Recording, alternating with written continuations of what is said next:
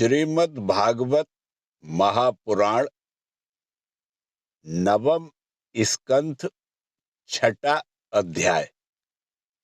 इक्ष्वाकु के वंश का वर्णन, मांधाता और सौभरी ऋषि की कथा।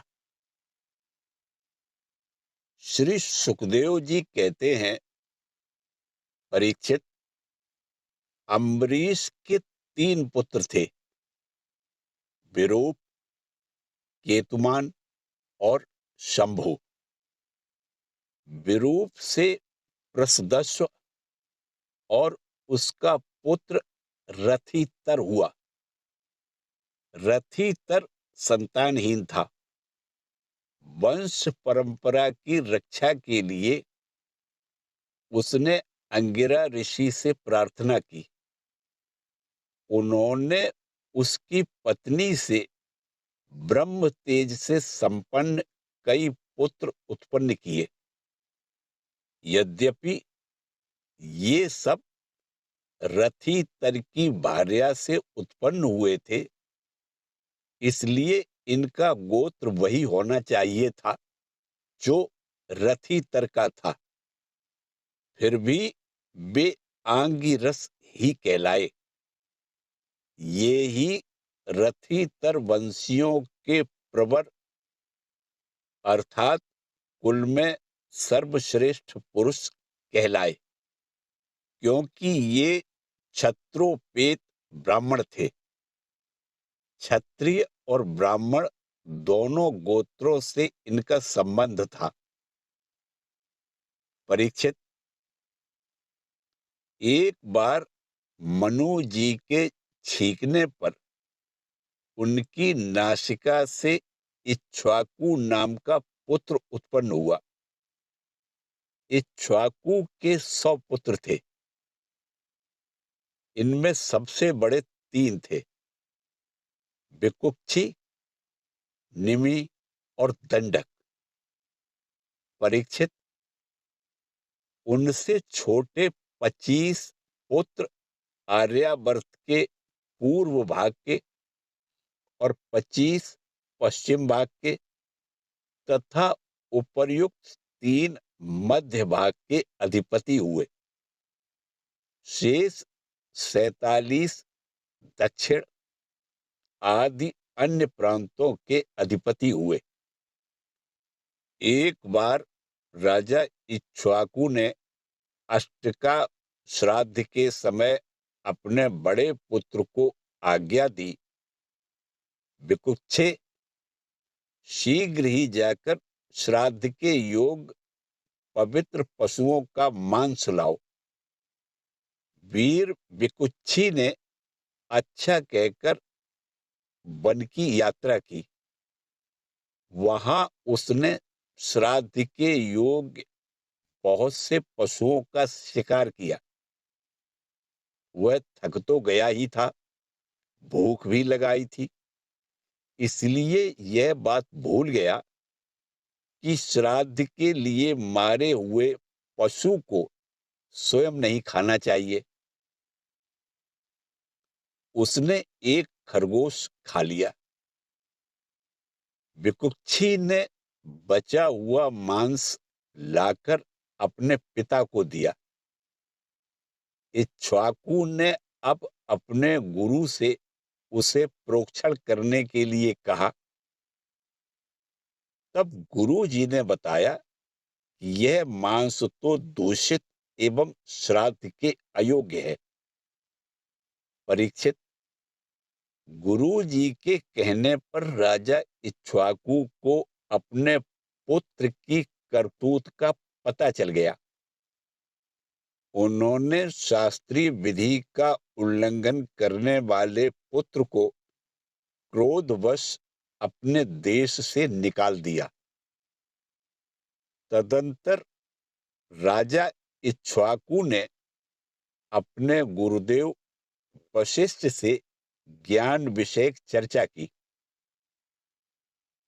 फिर योग के द्वारा शरीर का परित्याग करके उन्होंने परम पद प्राप्त किया। पिता का देहांत हो जाने पर विकुक्षी अपनी राजधानी में लौट आया और इस पृथ्वी का शासन करने लगा। उसने बड़े-बड़े यज्ञों से भगवान की आराधना की और संसार में ससाद के नाम से प्रसिद्ध हुआ। विकुक्षी के पुत्र का नाम था पुरंजय। उसी को कोई इंद्रवाह और कोई ककुत्स्थ कहते हैं।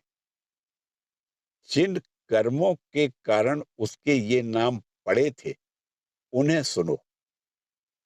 सतयुग के अंत में देवताओं का दानवों के साथ घोर संग्राम हुआ था। उसमें सबके सब देवता दैत्यों से हार गए। तब उन्होंने वीर पुरंजय को सहायता के लिए अपना मित्र बनाया। पुरंजय ने कहा कि यदि देवराज इंद्र मेरे वाहन बने तो मैं युद्ध कर सकता हूं।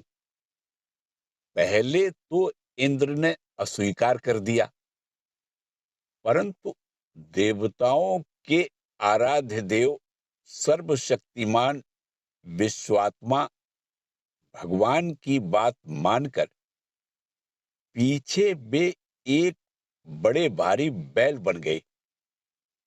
सर्वांतर्यामी भगवान विष्णु ने अपनी शक्ति से पुरंजय को भर दिया। उन्होंने कवच पहनकर दिव्य धनुष और तीखे बाण ग्रहण किए। इसके बाद बैल पर चढ़कर वे उसके ककुद अर्थात डील के पास बैठ गए। जब इस प्रकार वे युद्ध के लिए तत्पर हुए, तब देवता उनकी स्तुति करने लगे।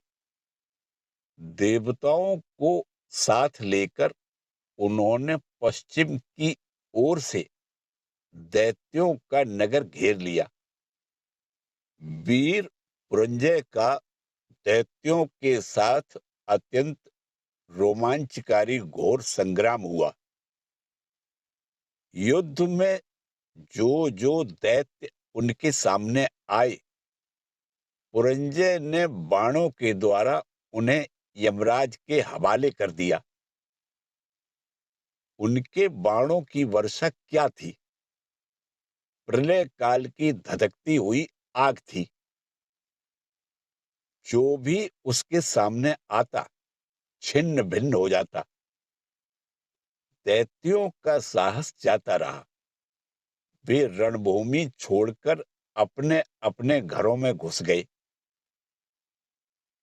पुरंजय ने उनका नगर, धन और ऐश्वर्य सब कुछ जीतकर इंद्र को दे दिया। इसी से उन राजर्षि को पुर जीतने के कारण पुरंजय, इंद्र को वाहन बनाने के कारण इंद्रवाह और बैल के ककुद पर बैठने के कारण ककुत्स कहा जाता है। पुरंजय का पुत्र था अनेना। उसका पुत्र पृथु हुआ। पृथु के विश्वरंधि उसके चंद्र और चंद्र के युवनाश्व। युवनाश्व के पुत्र हुए श्रावस्त, जिन्होंने श्रावस्तीपुरी बसाई। श्रावस्त के बृहदस्व और उनके कुबलयाश्व हुए। ये बड़े बली थे। इन्होंने उतंक ऋषि को प्रसन्न करने के लिए अपने 21,000 पुत्रों को साथ लेकर धुंधु नामक दैत्य का वध किया। इसी से उनका नाम हुआ धुंधुमार। धुंधु दैत्य के मुख की आग से उनके सब पुत्र जल गए।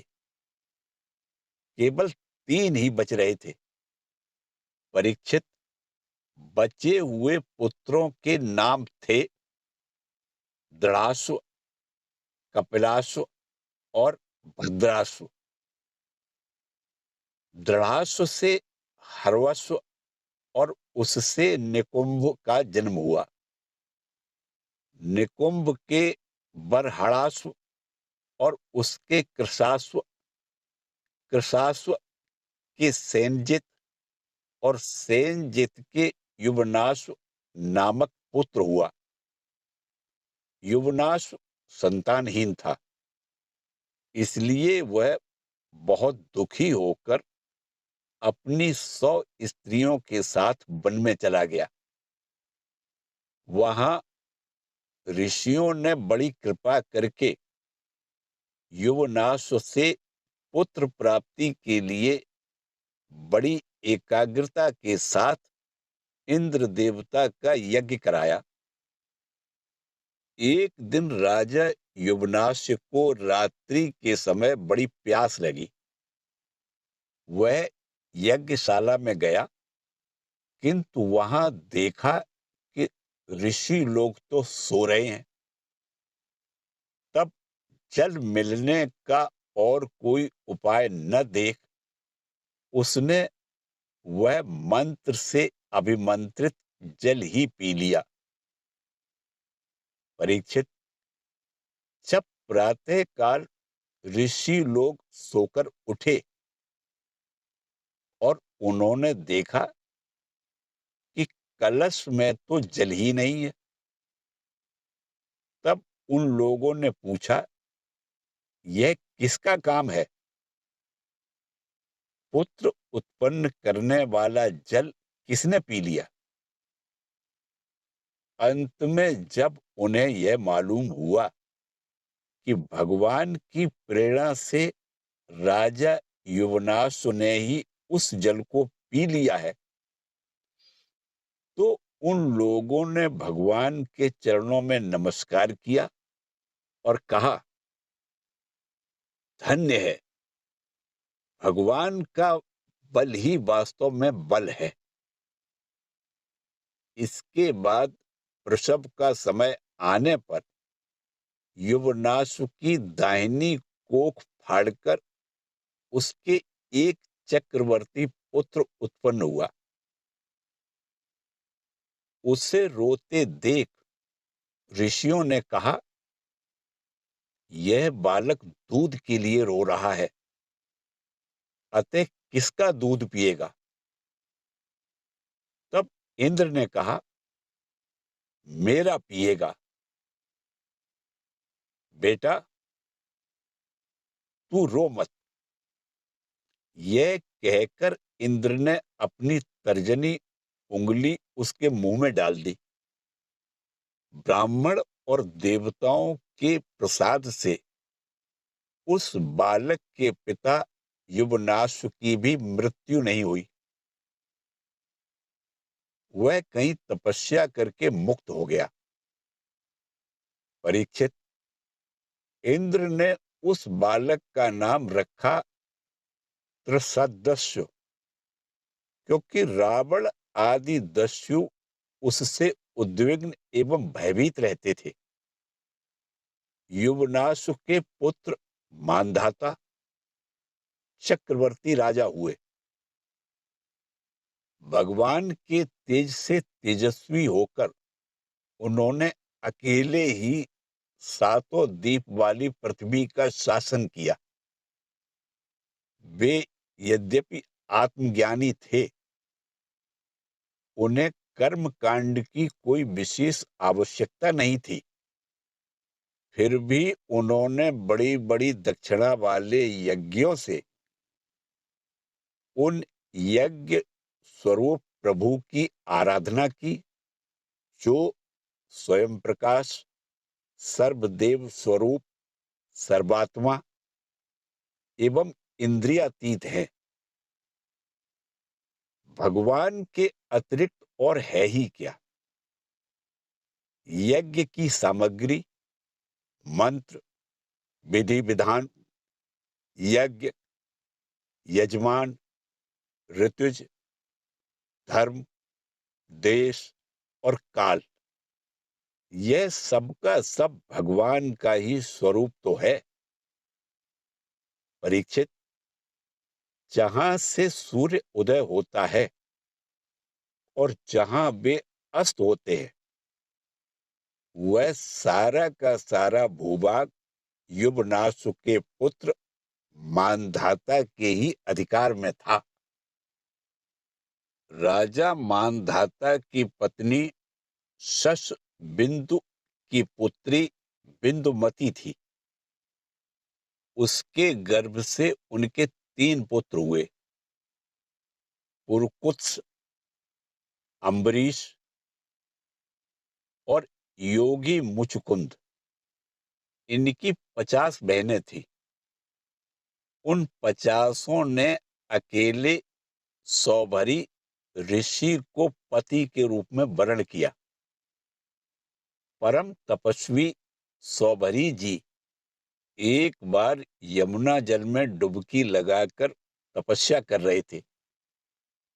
वहां उन्होंने देखा कि एक मत्स्यराज अपनी पत्नियों के साथ बड़ा सुखी हो रहा है।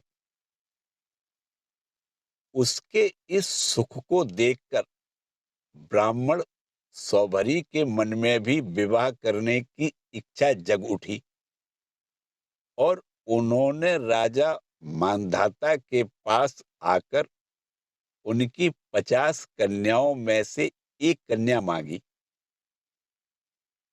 राजा ने कहा, ब्राह्मण,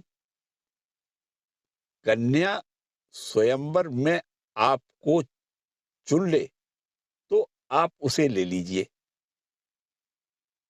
सौभरी ऋषि राजा मानधाता का अभिप्राय समझ गए।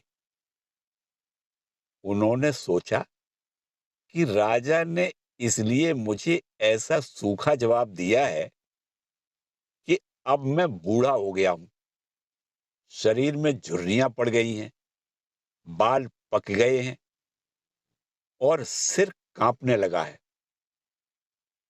अब कोई स्त्री मुझसे प्रेम नहीं कर सकती। अच्छी बात है, मैं अपने को ऐसा सुंदर बनाऊंगा कि राजकन्याएं तो क्या, देवांगनाएं भी मेरे लिए लालायित हो जाएंगी। ऐसा सोचकर समर्थ सौभरी जी ने वैसा ही किया। फिर क्या था, अंतःपुर के रक्षक ने सौभरी मुनि को कन्याओं के सजे सजाए महल में पहुंचा दिया। फिर तो उन 50 राजकन्याओं ने एक सौभरी को ही अपना पति चुन लिया। उन कन्याओं का मन सौभरी जी में इस प्रकार आसक्त हो गया कि वे उनके लिए आपस के प्रेम भाव को तिलांजलि देकर परस्पर कलह करने लगी और एक दूसरे से कहने लगी कि ये तुम्हारे योग्य नहीं, मेरे योग्य हैं। ऋग्वेदी सौभरी ने उन सभी का पाणी ग्रहण कर लिया। वे अपनी अपार तपस्या के प्रभाव से बहुमूल्य सामग्रियों से सुसज्जित अनेकों उपवनों और निर्मल जल से परिपूर्ण सरोवरों से युक्त एवं सौगंधिक पुष्पों के बगीचों से घिरे महलों में बहुमूल्य शैया, आसन, वस्त्र, आभूषण, स्नान, अनुलेपन, सुस्वादु भोजन और पुष्पमालाओं के द्वारा अपनी पत्नियों के साथ विहार करने लगे। सुंदर सुंदर वस्त्राभूषण धारण किए स्त्री पुरुष सर्वदा उनकी सेवा में लगे रहते। कहीं पक्षी चहकते रहते तो कहीं भौरे गुंजार करते रहते और कहीं कहीं बंदी जन उनकी बिरदावली का बखान करते रहते। सप्तद्वीपवती पृथ्वी के स्वामी मानधाता सौभरी जी की इस गृहस्थी का सुख देखकर आश्चर्यचकित हो गए। उनका यह गर्व कि मैं सार्वभौम संपत्ति का स्वामी हूं, जाता रहा। इस प्रकार सौभरी जी गृहस्थी के सुख में रम गए और अपनी निरोग इंद्रियों से अनेकों विषयों का सेवन करते रहे। फिर भी जैसे घी की बूंदों से आग तृप्त नहीं होती, वैसे ही उन्हें संतोष नहीं हुआ।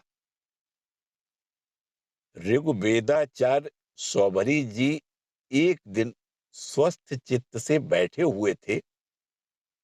उस समय उन्होंने देखा कि मत्स्य राज के क्षण भर के संग से मैं किस प्रकार अपनी तपस्या तथा अपना आपा तक खो बैठा। वे सोचने लगे, अरे, मैं तो बड़ा तपस्वी था। मैंने भली भांति अपने व्रतों का अनुष्ठान भी किया था। मेरा यह अधपतन तो देखो। मैंने दीर्घ काल से अपने ब्रह्म तेज को अक्षुण्ण रखा था, परंतु जल के भीतर विहार करती हुई एक मछली के संसर्ग से मेरा वह ब्रह्म तेज नष्ट हो गया।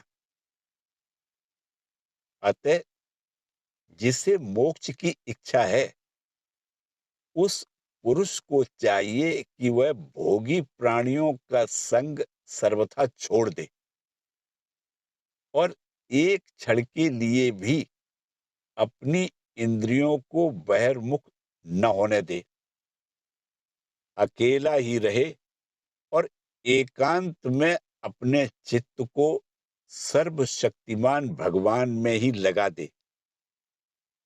यदि संग करने की आवश्यकता ही हो तो भगवान के अनन्य प्रेमी निष्ठावान महात्माओं का ही संग करे।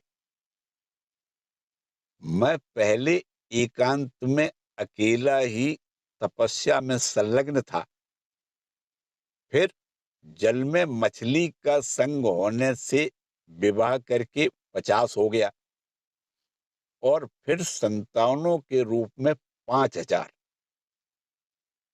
विषयों में सत्य बुद्धि होने से माया के गुणों ने मेरी बुद्धि हर ली। अब तो लोक और परलोक के संबंध में मेरा मन इतनी लालसाओं से भर गया है कि मैं किसी तरह उनका पार नहीं पाता। इस प्रकार विचार करते हुए वे कुछ दिनों तक घर में ही रहे। फिर विरक्त होकर उन्होंने संन्यास ले लिया और वन में चले गए। अपने पति को ही सर्वस्व मानने वाली उनकी पत्नियों ने भी उनके साथ ही वन की यात्रा की।